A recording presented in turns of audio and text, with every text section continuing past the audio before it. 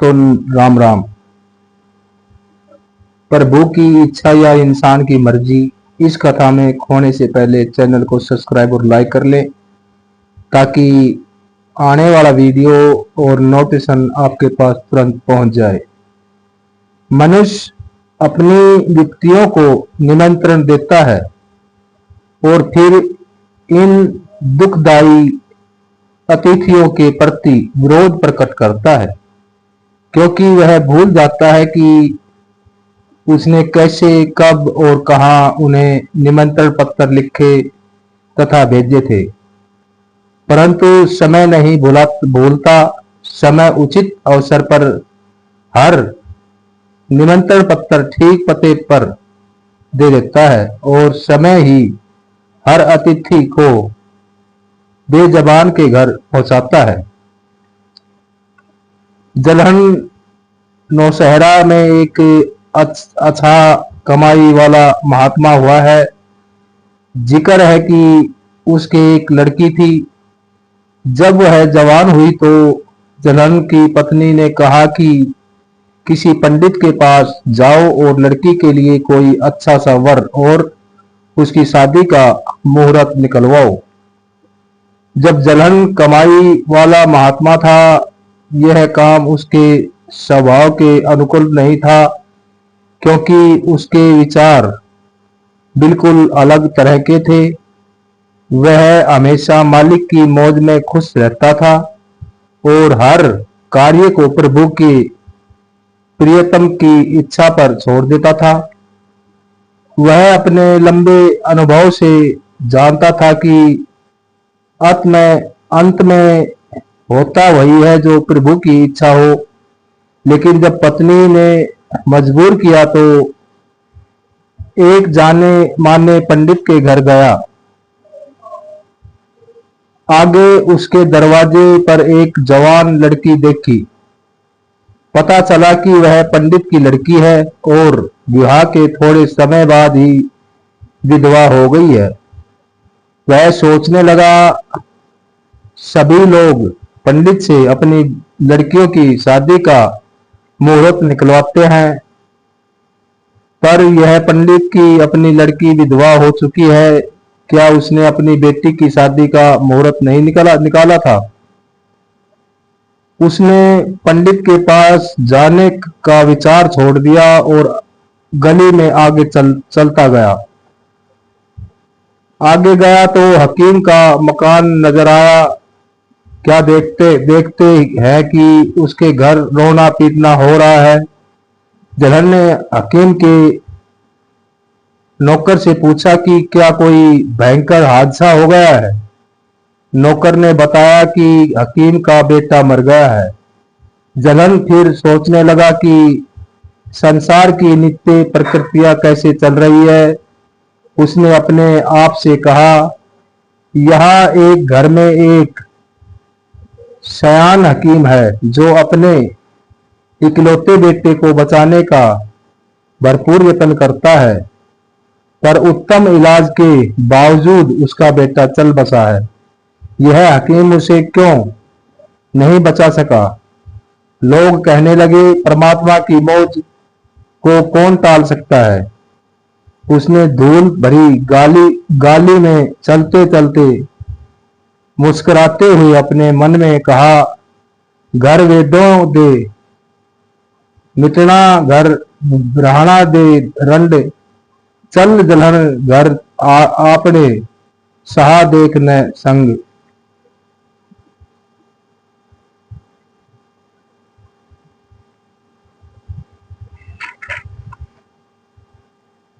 कलियुगी शिष्य। भाइयों राम राम। इस कलियुगी शिष्य की कथा में खोने से पहले चैनल को सब्सक्राइब और लाइक कर ले, ताकि आने वाला वीडियो और नोटिफिकेशन आपके पास तुरंत पहुंच जाए।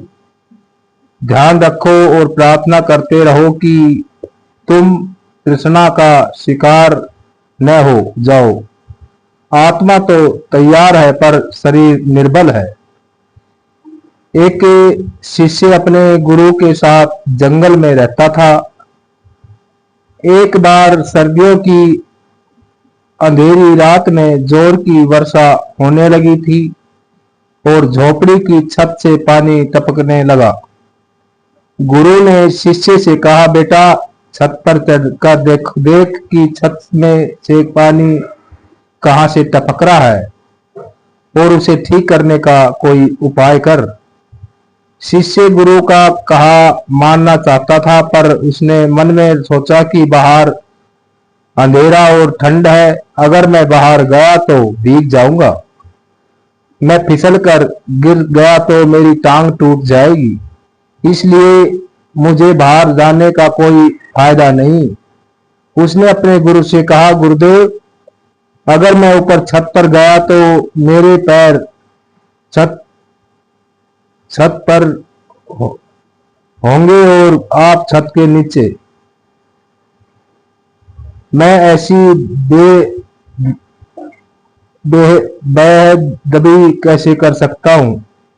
गुरु ने कोई उत्तर न दिया और चुपचाप खुद ही छत पर चढ़कर छत को ठीक कर लिया। जब वह छत के नीचे आए, उन्होंने देखा कि जलने के लिए लकड़ियां खत्म हो गई है, इसलिए उन्होंने शिष्य से कहा, बेटा बाहर जंगल में जाकर जलाने के लिए कुछ लकड़ियां ले आओ। शिष्य गुरु का कहना मानना चाहता था, पर उसे जंगल से डर लगता था।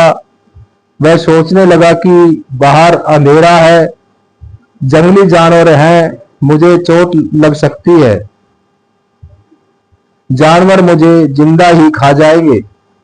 उसने मन में फौरन बहाना ढूंढना शुरू कर दिया और वह बोला, गुरुदेव अगर मैं जंगल की ओर गया तो मेरी पीठ आपकी ओर हो जाएगी, मैं आपकी बेअदबी कैसे कर सकता हूं।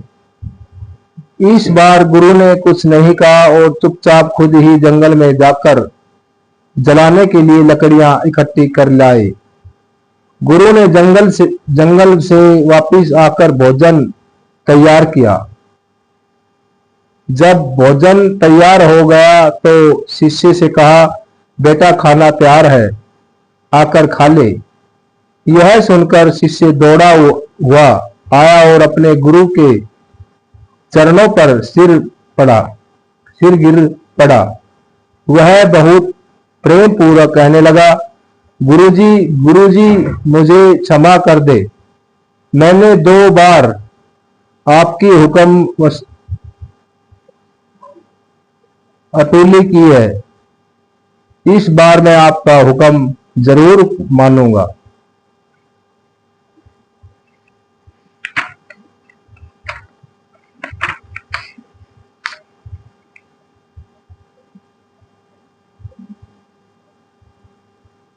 जब सुखदेव गुरु धारण करके नाम लेकर उनके आदेश अनुसार कमाई करके अपने पिता वेदव्यास के पास गए तो उसने पूछा, गुरु कैसा है।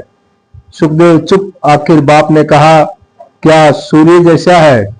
सुखदेव बोला, सूर्य जैसी चमक वाला है, लेकिन सूर्य में गर्मी है, गुरु में गर्मी नहीं है। फिर उन्होंने पूछा कि किस जैसा है, कोई जबान नहीं है। फिर पूछा, क्या चंद्रमा जैसा है। बोला, है तो चंद्रमा जैसा शीतल, लेकिन चंद्रमा में दाग है, गुरु में कोई दाग नहीं है। ऋषि ने पूछा, फिर किस जैसा है। सुखदेव ने उत्तर दिया, गुरु जैसा गुरु ही। वेदव्यास ने कहा, अब चाहे रोज 10 बार विष्णुपुरी में जाओ, कोई नहीं रोक सकता। सुखदेव ने बड़ी विनम्रता से अपने पिता को कहा कि पिताजी आपका धन्यवाद, मैं आपकी यह शिक्षा हमेशा याद रखूंगा। सुखदेव को विष्णुपुरी से इसलिए निकाल दिया गया था क्योंकि वह नुगरा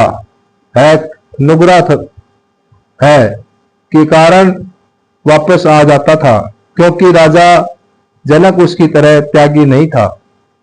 उसके पिता ने कहा, जरा एक पल के लिए सोचो कि विष्णुपुरी जैसे निचले दर्जे के मंडल में दाखिल होने के लिए भी अगर गुरु की आवश्यकता हो तो इसे कहीं ऊंचे शुद्ध आत्मिक मंडलों में दाखिल होने के लिए राजा जनक जैसे कितने बड़े यानी पूर्ण सतगुरु की आवश्यकता है।